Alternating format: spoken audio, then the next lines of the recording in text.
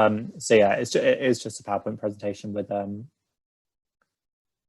some pictures to take you round. Obviously, in this COVID world, we would love to have you all here, but feel free to go for lunch while I share this.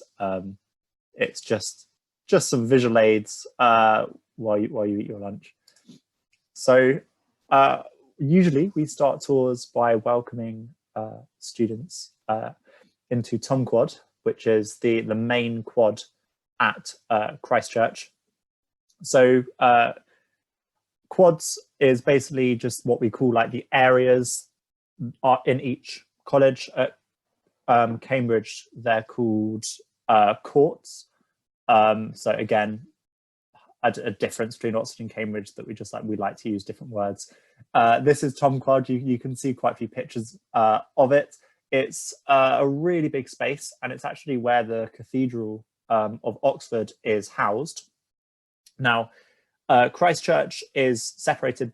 There's the cathedral and there's the college. They're different entities that share a same space. You can get as involved with the cathedral as you want, or not at all. Some of my friends, didn't even step foot in it for all 3 years of their degree. But it is quite a cool place to look into, with a lot of history. Also in Tom Quad is some accommodation. So some first years do live in Tom Quad, as well as some finalists who can live in sort of shared accommodation.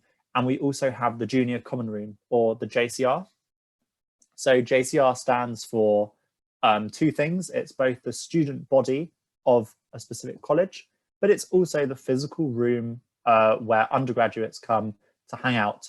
So at Christchurch, we have our cafe in the JCR, and at the moment they're doing a thing where you get a free tea or coffee or other beverage, non-alcoholic, every day if you bring like an environmentally friendly cup. And they also sell like paninis and stuff there. We also have a TV room in the common room where people go to watch various like sports games. When Game of Thrones was on, we screened it, slowly getting less and less happy with the direction it was going. They also do film nights, maybe like, I don't know, or if Eurovision is on, they'll screen it in the TV room and everyone comes to hang out. And it's also where the college parties happen. So these are called BOPs. The students may have spoken about these before. They're basically like fancy dress parties that just bring the whole college together. They're really like low key. There's no pressure to like have an amazing costume or whatever. You can see that on the bottom, a group of friends decides to go as like an English breakfast. And they're really fun. They happen at Christchurch twice a term usually. And they're just a great way to sort of bring the whole college together. Christchurch itself has around 400 undergraduates. So our current first year is actually the biggest first year cohort because of the lockdown and how we had to, we took on as many students as possible. So I think the current cohort has about 140 undergraduates, but usually it's around 120 undergraduates in each year. So it's a really good place to sort of meet loads of different people and, sort of find other people with similar interests as you. If we move on to accommodation now, this is the first year accommodation. So it's called Blue Ball Quad, and it's where about 80% of first years at Christchurch live. Every single room in this quad is en suite, and they're single rooms. So you're not sharing with anyone else and you're not sharing a bathroom with anyone else. They're all air conditioned and they're like sort of, warm in the winter and cool in the summer because they're quite modern. And you might see on the picture on the right, it's not the prettiest building from the outside. We're officially have to say it's 1960s architecture and it's a grade 2 listed building, which just means it's really ugly and there's like nothing we can do about it. But it's a really social space because only first years live in Blue Ball Quad. So that when you start in like Freshers Week, you're basically, you come out your room and you're face to face with 5 other freshers who, are also really worried about making friends. And so it's a really easy way to make friends. And it's, as I said, quite a social space. Moving forward, in your second and third year, you might choose to live in Peckwater Quad. So Peckwater Quad is the quad which houses the library at Christchurch. One of the two libraries at Christchurch. There's also a law library if you just want to study law. That's where all the books are kept. But there's also the main library for everyone. And Peckwater Quad has the accommodation that we call Peck sets, which are where you share a living space with a friend who you've chosen to live with. Then you have your own bedroom to yourself with its basin. And then there are loads of bathrooms running along the bottom.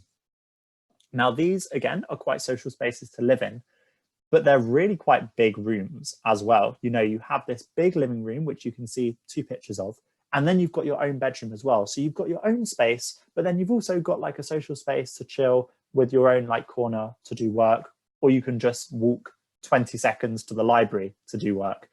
So they're very conveniently located, again, in college.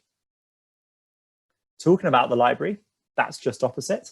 And it's kind of got 2 wings. There's a more sort of modern looking wing and there's a more traditional wing, and you know, you can work on either side. It's really up to you.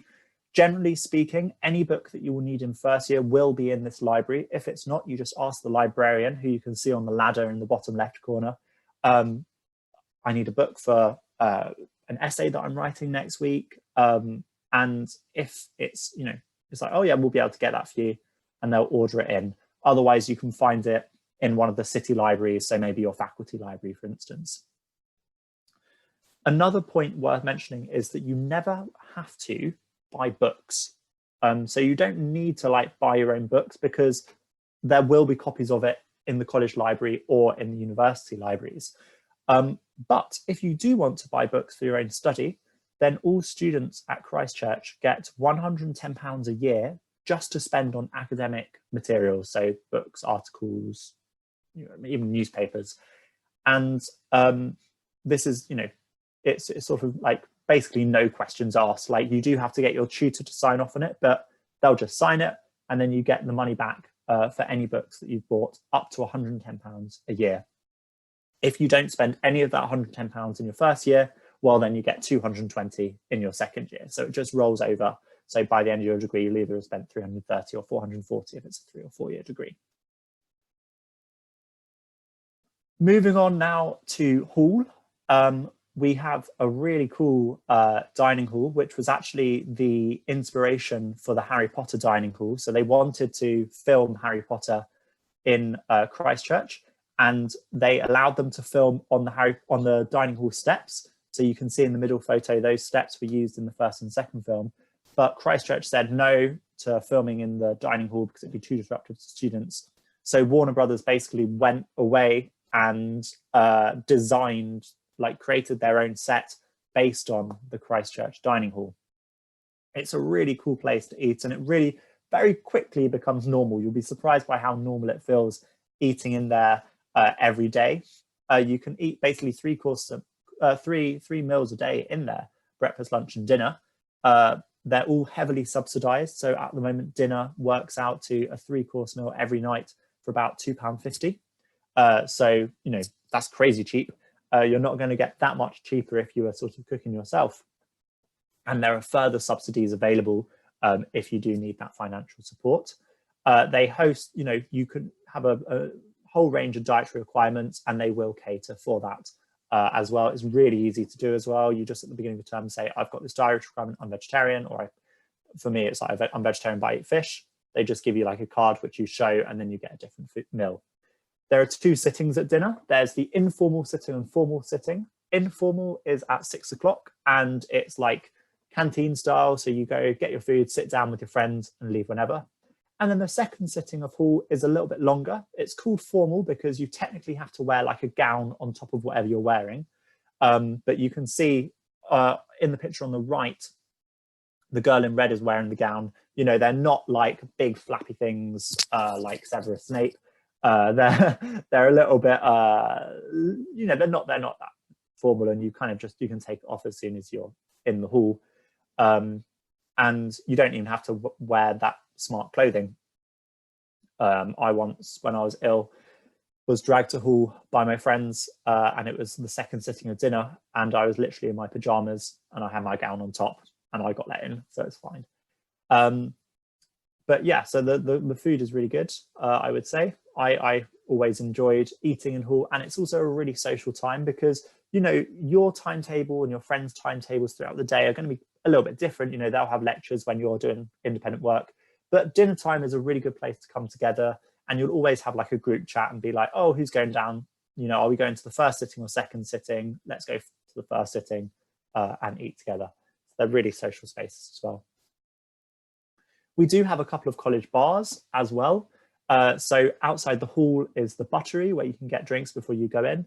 And there's also the Undie, so it's called the Undercroft, but nicknamed the Undie. And that's our college bar where they have lots of like different events in there. So we've had like charity karaoke nights.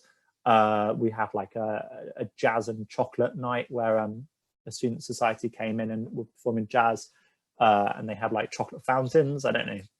It was a combo that worked, I've got to say. But again, it's just a really nice place to come down in the evenings for a drink with your friends. Moving on now to more accommodation and to Meadows Quad in general. So Meadows Quad is where the finalists tend to live. It's a little bit quieter accommodation. Here you might have a double bed, usually ensuite rooms. Some of them even have balconies. They're really nice rooms. And it's worth pointing out that you pay the same amount for the accommodation at Christchurch, no matter which room you end up in. So all the rooms are really good, but you don't have to pay more to get into these nicer rooms. And again, if you need financial assistance and you are in that bracket where you're eligible for it, then accommodation is subsidized even further. You can see in the bottom picture, that is what the college looks like from the outside. And that is standing in the meadow, and just a short walk down the meadow is the river. So we're very close to the river, and near the boathouses where you can do rowing. There is a tremendous amount of like sports that you can get involved with, as well as other activities at Christchurch. But we do have quite a few different sports teams. Being a larger college means that for every sports team, there's kind of like an amateur level, and then there's like, you know, the expert level. So if you've never played a sport before and you're like, actually, I want to try it out, chances are there'll be someone else in college who wants to try out with you. You know, you can join the college team from scratch, or, you know, if you're really good and you're like, right, I want to do this competitively, then you go to more like the university team, where, you know, you're playing maybe against other universities like Cambridge, for instance. Moving on now to the Masters Garden. This is one of the green spaces in Christchurch where students come to allegedly to work. You know, you can come out, bring in the summer, bring some work, and then by the time you're sitting down with your friends, you know, you're probably chatting away, maybe having a picnic. It's also where we have quite a lot of welfare events in the summer. So, for instance, we have like welfare teas every Sunday. Well, in the summer, these go out into the Masters Garden. It's a great space to, like, you know, chat with your friends. Maybe if you're feeling very traditional, you can get out the croquet set. No one knows how to play croquet. Everyone has like a laugh doing it. It's just like it's a really fun game. It's really accessible as well because it's quite obvious what you need to do. And by the end of your first game, you know, you'll be throwing out all the technical words like, oh, you just did a roquet and all that sort of thing.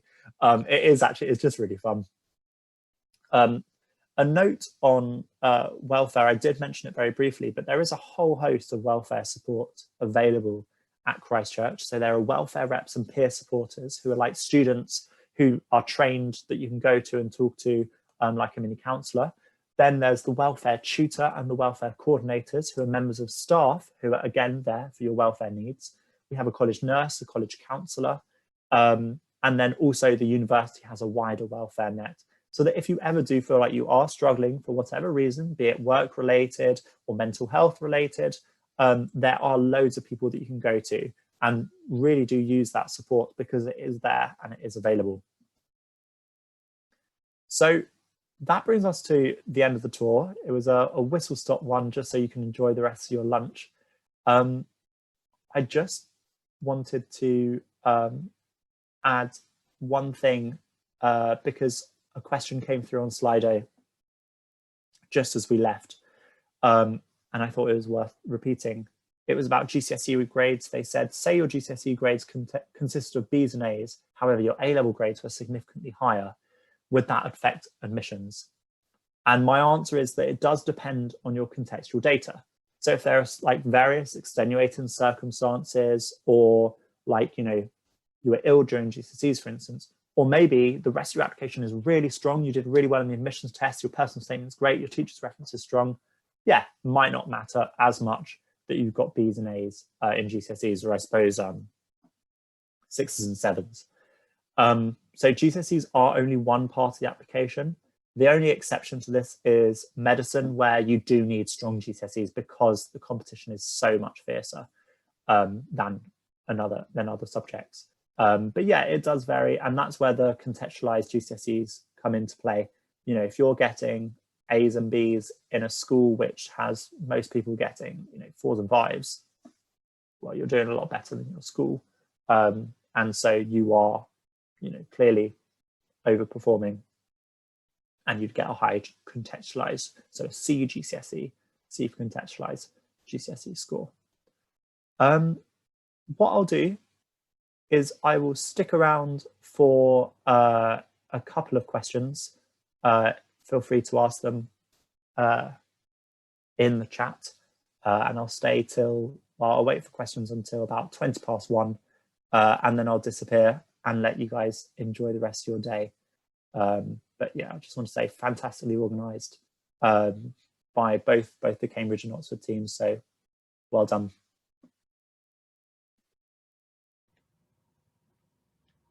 Thank you. If there are any questions, then feel free to put them in the chat. Yep. I imagine everyone's munching on their lunch at the moment, not a care in the world. Maybe no one's even here, it might just be us. Who knows? But either way, you found out about what you could have had if you'd came to Christchurch. Yeah.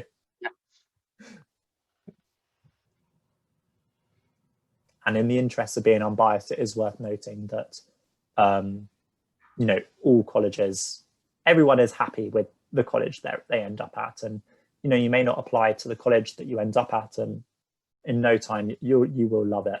They all have like their own unique selling points, and when you're thinking about expressing like a preference, it's not the most important decision that you'll be making during your university application, but you might find it a difficult choice for sure. So things to think about is like, do you want a big college or a small college, a more like older, grander college, or a more modern college, one that's near, like the location could be quite important.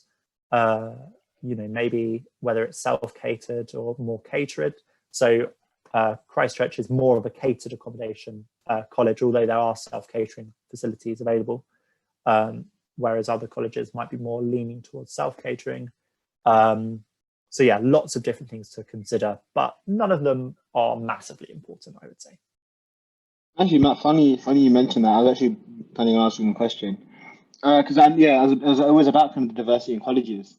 Because kind of, on a lot of the material and a lot of what we publish, we like to publicize a kind of grander, like King's, Christchurch, Trinity, the very kind of like traditional sort of forms of colleges.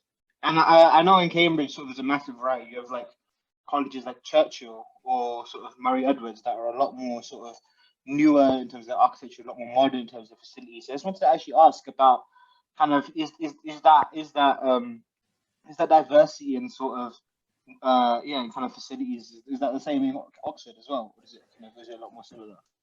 Yeah, so that's a really good question. Quite a lot to unpack there, I think. One of the things worth noting is that some colleges do look, more grand than others. They've got that history.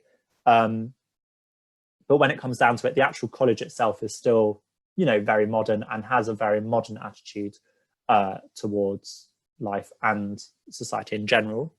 In terms of diversity, so I don't know the exact statistics for Christchurch, but in terms of, I know Trinity Cambridge mentioned their diversity levels, and Christchurch is comparable there.